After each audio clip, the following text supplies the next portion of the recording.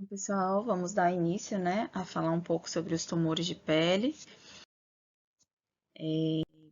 Aqui é uma foto da introdução, né, do sumário da OMS de tumores de pele. Como a gente consegue ver aqui, existem inúmeros tumores, desde tumores queratinocíticos, tumores melanocíticos, tumores apendiculares, que são tumores de glândulas salivares, do folículo piloso, tumores linfóides hematológicos, tumores de partes moles e outros tipos de tumores e tumores associados a síndromes malignas. Aqui são os tumores queratinocíticos, que vai desde carcinomas basocelulares até os carcinomas escamocelulares e todos os seus subtipos. E os tumores melanocíticos, que temos inúmeros tipos, desde tumores benignos até tumores malignos, e vários tipos de tumores em várias localizações. Como a gente sabe, melanoma pode ocorrer em qualquer lugar. Então, começando, né, vamos falar inicialmente dos tumores benignos da pele. O mais conhecido deles é o nevo.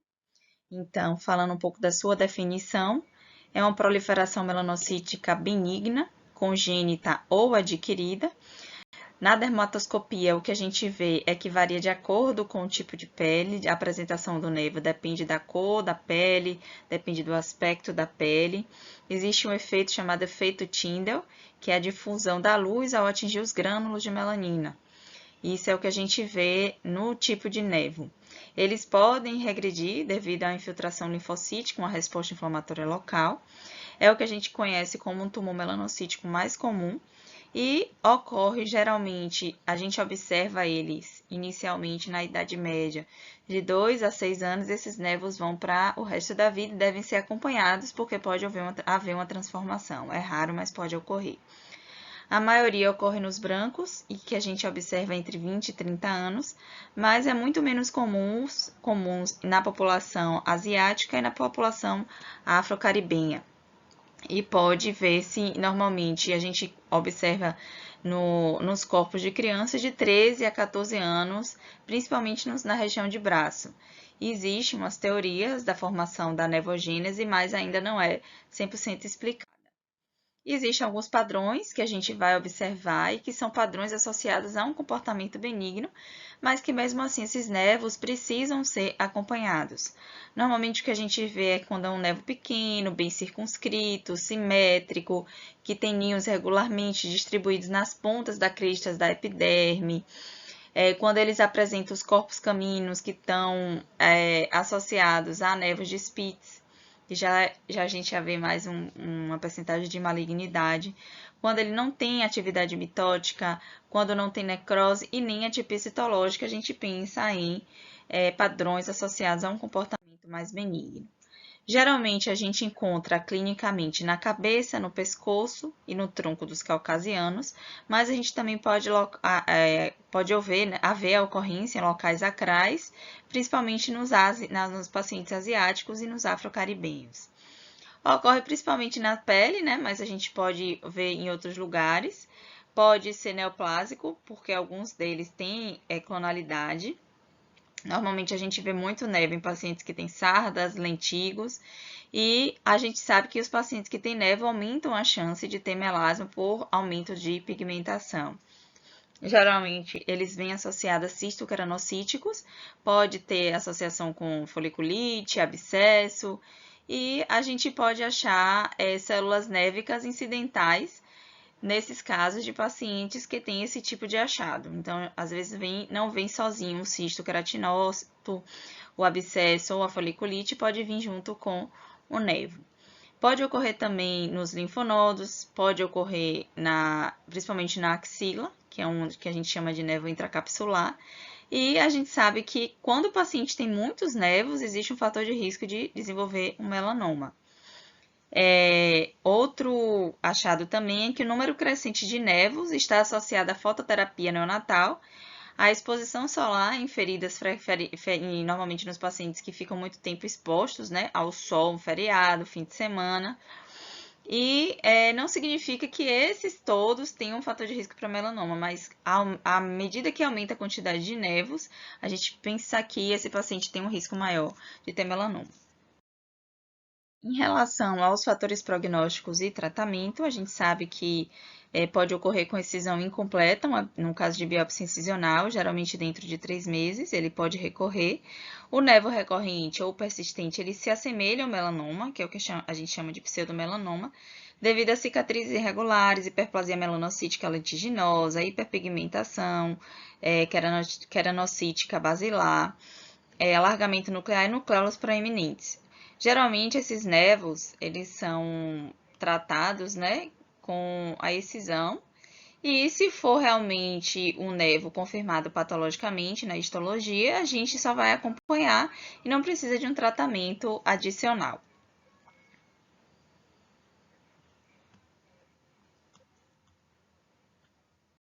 O que a gente observa macroscopicamente é uma pápula ou uma mácula marrom acinzentada, amarronzada, uniformemente pigmentada e pequena, geralmente mede 0,6 centímetros. Pode ter uma erosão ou ulceração, se tiver um folículo piloso do lado, às vezes o paciente mexe, então vai depender muito de cada caso individualmente.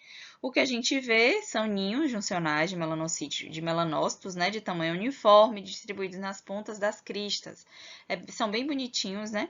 O que a gente sabe é que existem 2 tipos de nevo, que é o nevo melanocítico intradérmico, o nevo, 3 tipos, né? O juncional e o composto, quando ele tem um componente juncional, que é só na epiderme, e o composto que tem tanto o juncional quanto o dérmico. Então, ele tem os dois padrões. Existem vários tipos de morfologia, as morfologias C, maturação, existem nevos associados a traumas, então esses são detalhes que vocês não precisam saber, mas precisam ter uma noção de que existem, certo? Existe um tipo de morfologia associado, existe um nevo de células fusiformes, que são geralmente associados a que lembram fibroblastos, ou chivanoma, lembram chivanoma, mas no fundo todos são nevos.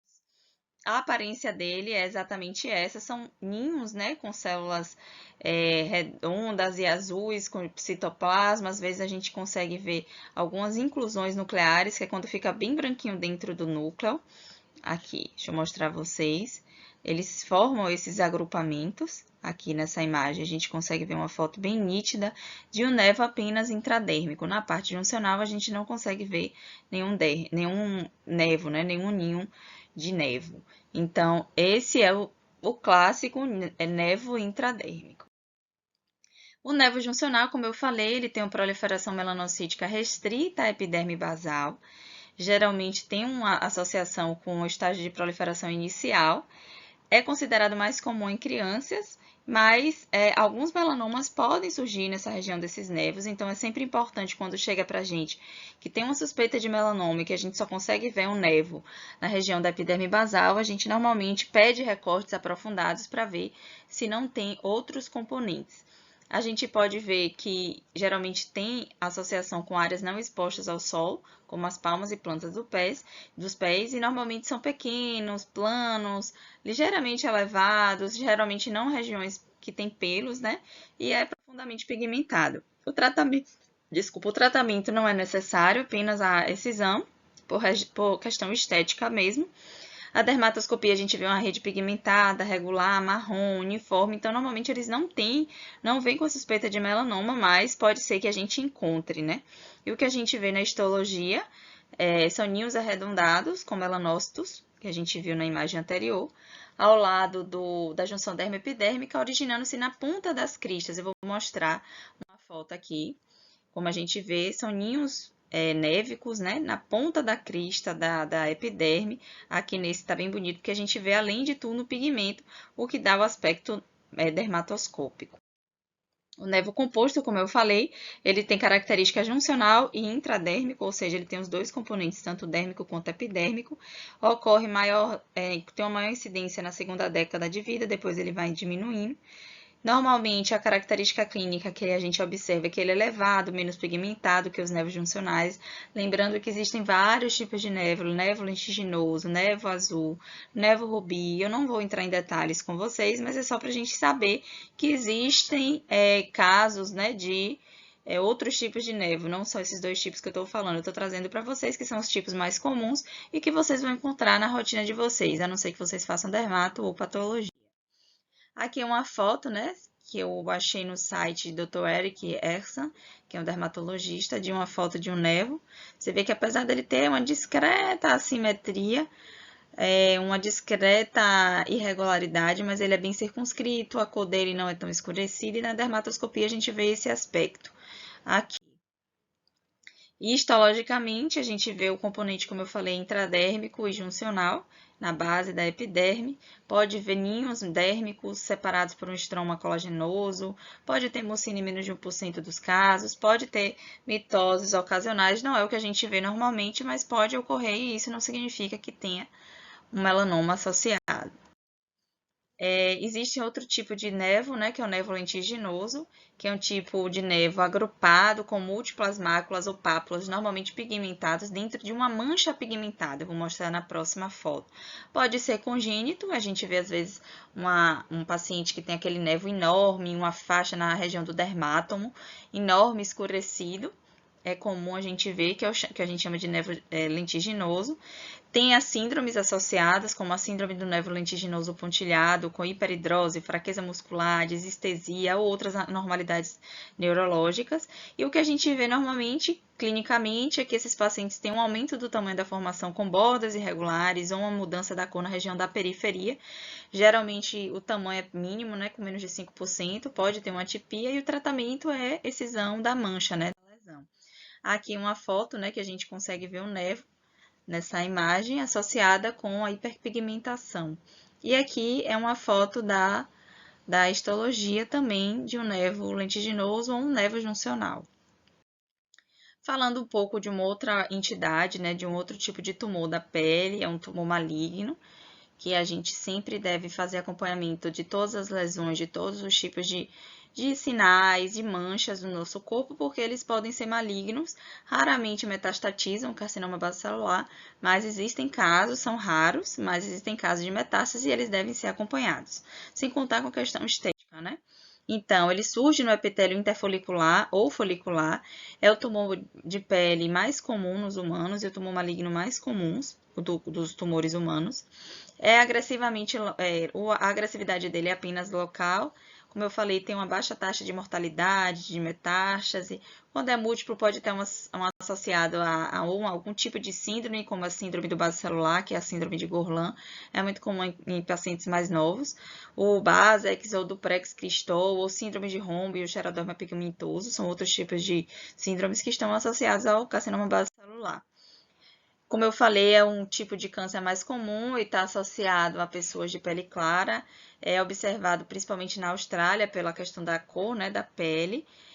O número de casos está aumentando a cada ano, principalmente na faixa etária dos jovens. Eu tenho uma colega que já teve, da minha idade.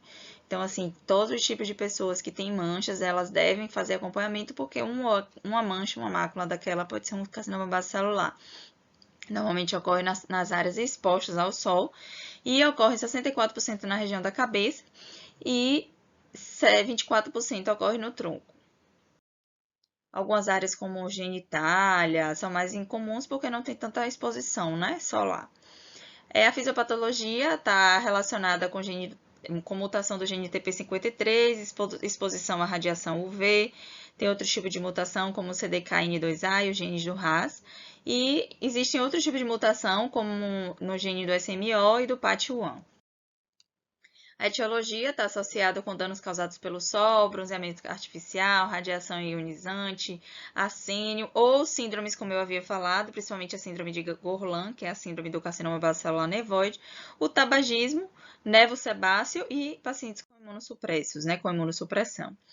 Geralmente, o que a gente vê clinicamente, que é um tumor ulcerado, com bordas ao redor elevadas, pode ter uma variante pigmentada, pode ter tumores com origens ulceradas, pode surgir através de uma úlcera, né? O paciente tinha uma úlcera e quando vai ver, na realidade, era um carcinoma basocelular. E o que a gente consegue dar o diagnóstico, normalmente o dermatoscópio, pelo dermatologista, o dermatologista olha com o dermatoscópio e ali ele já suspeita e já manda pra gente. Raras vezes eles erram. E as características histológicas, né? O tipo histológico está associado com risco de metástase ou de prognóstico ruim, como o vaso escamoso, o morfeiforme ou esclerosante, o queloidiano, o infiltrante ou micronodular. Eles têm um prognóstico pior do que os tipos clássicos, né? Nodular, superficial, pigmentado, o fibroepitelial. E o que é feito é retirar das margens. Se essas margens ficarem lá no paciente, esse tem um fator prognóstico ruim de ter uma nova incidência no local. O tamanho do tumor, a localização, se for cabeça e pescoço, ele tem um prognóstico pior. Uma história de câncer de pele não melanoma prévio também tem um fator de prognóstico pior. Radioterapia, paciente imunossupresso, todos esses casos têm um prognóstico pior. Em relação ao tratamento, com cirurgia, hoje tem uma cirurgia que tem um índice menor de margem comprometida, que é a micrográfica de Mohs. É uma cirurgia bem demorada, precisa do patologista para fazer a congelação junto com o dermato. Quem for fazer dermato vai ver que é uma especialização caríssima para ser feita, porque ele exige muito tempo, só que é uma cirurgia bem cara. Só que o resultado é muito melhor para o paciente. Pode ser feito radioterapia, tem algumas medicações como 5-fluoracil, o Imuquimod e outros tipos de medicações, mas assim, o ideal realmente é a cirurgia. Microscopicamente, existem inúmeras variantes, como eu trouxe aqui ao lado. Não vou falar de nenhum tipo com vocês, mas como eu falei, existem as variantes com prognóstico melhor e as variantes com prognóstico pior. E as variantes raras, né, que a gente tem que saber e a gente tem que dizer, porque a depender do tipo de variante, o dermato ou oncologista vai precisar tratar de uma forma diferente. Aqui é uma foto, né, da dermatoscopia, a gente vê uma irregularidade, uma cor mais avermelhada, com pontos enegrecidos, e aqui é a foto do paciente. Na região do nariz é bem comum acometimento, com bordas elevadas, ulcerado no centro, e o que a gente vê são alguns tipos aqui é um tipo de baso nodular, a gente está vendo que ele chega bem profundamente, e aqui é um baso pigmentado, que muitas vezes eles chegam para a gente com suspeita de melanoma por essa pigmentação, né? Então, falando agora de um novo tipo de carcinoma, que é o carcinoma espinocelular ou escamocelular. É um câncer também muito comum de pele, mas a gente sabe que não é tão comum quanto o basocelular. Ocorre mais no sexo masculino do que no feminino e depende normalmente da localização, mas a incidência é de 5 a 500 pessoas por cada 1.000 indivíduos. Em relação à localização, também tem relação com exposição solar, couro cabeludo, orelha, lábio, nariz e pálpebras. Isso, a fisiopatologia está associada com algumas etapas de mutação dos genes e relacionadas com a radiação. Os genes também são os mesmos que eu falei anteriormente, como TP53, CDKN2A, mas a gente também vê a do NOT1, NOT2, do EGFR, do TERT, e existem algumas vias moleculares, como o RAS, PIK3, mTOR, que também têm demonstrado um fator importante na patogênese. Esses pacientes que têm esse tipo de alteração desses genes, essas mutações, eles podem ter uma tendência maior a desenvolver esse tipo de câncer. A etiologia, como a gente já sabe, está relacionada às mesmas coisas do carcinoma basocelular, radiação, imunossupressão, inflamação crônica, algumas síndromes como xeroderma pigmentoso, alguns tipos de uso de óleos e clinicamente eles se apresentam como uma pápula ou com uma placa eritematosa escamosa bem fina, mas existem aqueles tumores mais espessos. Então, em relação ao diagnóstico, né, as próprias características macroscópicas da dermatoscopia, dos achados do exame físico já são sugestivos de carcinoma escamocelular. Mas o diagnóstico definitivo vai ser feito depois que foi feita a biópsia, né? O dermatologista ele vai biopsiar, vai fazer um shaving, vai fazer um pushing, ou vai fazer uma biópsia excisional, e a partir daí é que a gente vai dizer se é ou não é um carcinoma escamocelular invasivo in situ, o que é que a gente está achando lá no achado patológico. Existem alguns fatores prognósticos, como o tamanho da lesão maior do que 2 centímetros, dobra o risco de recorrência, triplica a taxa de metástase, diferentemente do carcinoma basocelular, o carcinoma escamocelular aumenta, existe uma chance muito maior de metástase do que o carcinoma basocelular. Se esse carcinoma for bem profundo, que chega até o tecido adiposo subcutâneo, ele aumenta mais ainda a chance de recorrência local e de metástase. E pode surgir também numa cicatriz, e pode ser decorrente de uma úlcera, de uma queimadura, de uma dermatite por uma radiação ou outras feridas crônicas que têm uma maior taxa de metástase. Em relação ao tratamento, é feito com a cirurgia, pode ser feita aquela cirurgia de Mohs, como eu falei anteriormente, com margens adequadas, porque às vezes os cirurgiões, eles solicitam, né, que o patologista esteja no centro cirúrgico, porque no momento que é da retirada, a gente vai congelar as margens e a partir daí a gente vai dizer se essas margens são ou não comprometidas.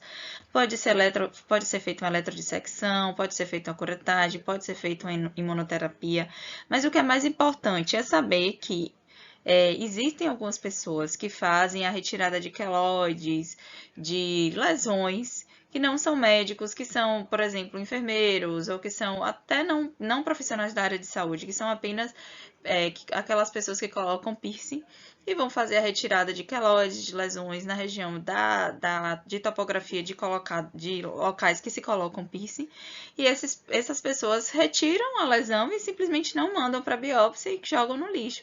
Só que uma lesão dessa pode ser um carcinoma escamocelular, pode ser um vaso celular, então é sempre importante que essas lesões sejam avaliadas por um patologista e avaliar a profundidade e as margens, certo? E o tratamento é feito com excisão local e a avaliação das margens é feita com o patologista no intraoperatório. Em relação à descrição histológica, o que a gente vê normalmente são queratinócitos, é um aumento da quantidade de queratina. Normalmente tem displasia, a gente vê mitose, existe um grau de diferenciação, normalmente o bem diferenciado ele é aquele epitélio escamoso bem facilmente reconhecido, com bastante queratinização. Já o moderadamente diferenciado, ele tem uma queratinização local, mas ainda tem características entre o bem e o mal diferenciado, e o pouco diferenciado é aquele que quase não tem queratinização e que tem bastante atipia. E o indiferenciado não tem queratinização e precisa de exame imunistoquímico para confirmar.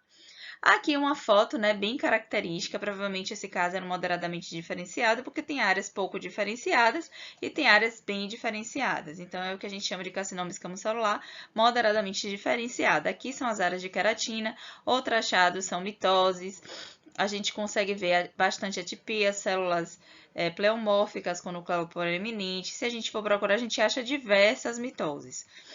Aqui é a queratinização. Aqui as áreas mais pouco diferenciadas, aqui pode ser uma mitose, aqui pode ser outra mitose. Então, assim, são células atípicas com núcleo proeminentes, então é o que a gente chama de carcinoma escamocelular. Partindo agora para um outro tema que não é menos importante, muito pelo contrário, é mais importante de todos, porque é um carcinoma mais agressivo, ou é um tipo de neoplasia mais agressiva, não é um carcinoma, é um melanoma. É um tipo de neoplasia mais agressiva de todas essas neoplasias que eu falei até agora.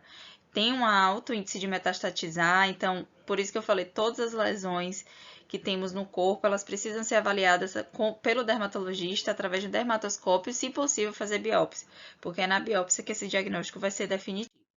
Então, falando um pouco sobre a sua definição, é um tumor melanocítico maligno que surge nos melanócitos da pele, da mucosa e nos melanócitos autóctones, indígenas, de vários órgãos internos, que se pode surgir no trato gastrointestinal, sistema nervoso central, existe melanoma em qualquer parte do corpo. E o que a gente vê como característica essencial é que é um tumor maligno originado dos melanócitos e é responsável pela maioria das causas de câncer de pele nos pacientes. A gente sempre tem que medir a profundidade, porque esse é o fator prognóstico mais importante. Existe hoje em dia atualmente o teste de mutação do BRAF, que é recomendado principalmente para os melanomas no estágio mais avançado, porque existe um tratamento anti-BRAF que muda totalmente o prognóstico desse paciente. Ocorre uma incidência de 3 a 7% nos casos na Europa e de 2,6% nos Estados Unidos. Corresponde a 1% de todos os tipos de câncer de pele. Como vocês viram, mais prevalente é o carcinoma basocelular, mas a gente não deve esquecer do melanoma sempre. Tem uma maior incidência na região equatorial, por conta da questão da exposição solar. É muito mais comum no sexo masculino do que no feminino. Existem alguns fatores de risco. Pessoa de peles claras, história familiar de melanoma, exposição intensa ao sol, aumento das contagens de mitoses, fenômeno do nervo displásico, mutação da linha germinativa do CDKN2A, do CDK4, do MITIF, do TERT, do ACD. Existem vários tipos de mutação e do BAP1. São essas mutações mais conhecidas. Então, pacientes que têm uma predisposição ou têm esse tipo de mutação, eles devem ser rastreados. Já existem os testes genéticos para os tumores, então eles são rastreados se eles têm algum tipo dessa mutação para melanoma. E pacientes com imunossupressão. Normalmente, os sítios mais acometidos são na região da pele, né? Os mais frequentes são nas extremidades inferiores no sexo feminino e no tronco no sexo masculino. Tem nos locais extracutâneos o que a gente mais vê no dia a dia e o que é epidemiologicamente mais comprovado aqui na região da úvea. É um dos lugares que mais acomete fora a pele. Tem no trato aerodigestivo, tem nas leptomeninges e tem no trato sinonasal. Em relação à fisiopatologia, tem relação com a mutação condutora mitogênica, ou seja, a mutação do BRAF, e as principais vias de sinalização oncogênica, como do MAP-kinase, RAS, PRK, MYC3, mTOR, via sinalização do WNT ou da via Hedgehog, mas a mais importante é a via da mutação do BRAF, hoje em dia que está sendo mais estudada. Em relação à etiologia, tem os melanomas associados às questões genéticas e tem os melanomas associados à exposição ultravioleta, que é o principal fator etiológico. Nós que temos efélides, a gente tem uma chance maior, efélides são sardas, a gente tem uma chance maior a desenvolver o melanoma. Então, pacientes com sardas de pele clara, eles têm que fazer um acompanhamento dermatológico mais comum, ainda mais se esse paciente tiver alguns tipos de lesões. Então, quais são as características clínicas principais? Normalmente é uma lesão pigmentada plana, levemente elevada, pode ser nodular, polipóide ou até verrucosa. A gente sempre tem que lembrar da regra do ABCDE, vocês vão ver quando tiverem dermato, que é a assimetria, irregularidade, variação da cor, um diâmetro maior do que 6 milímetros e uma evolução ruim.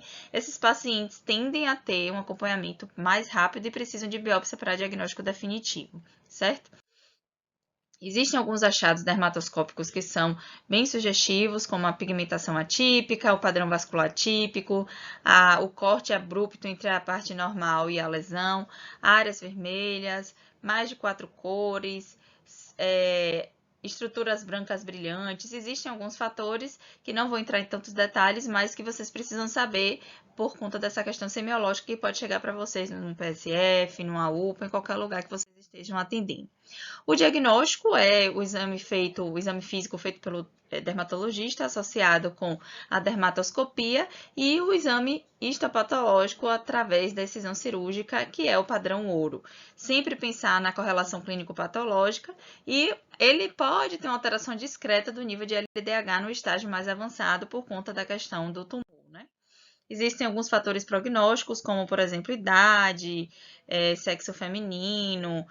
Alguns fatores prognósticos desfavoráveis são paciente idoso no sexo masculino, lesão em alto risco, como braço, cabeça, nas costas, aumento da profundidade, se tiver invasão angiolinfática perineural, um subtipo de melanoma, que é o subtipo desmoplásico puro, ou o tipo de Spitz, que é muito comum, melanoma muito comum em crianças, aumento da vascularização. Todos esses fatores são fatores prognósticos ruins.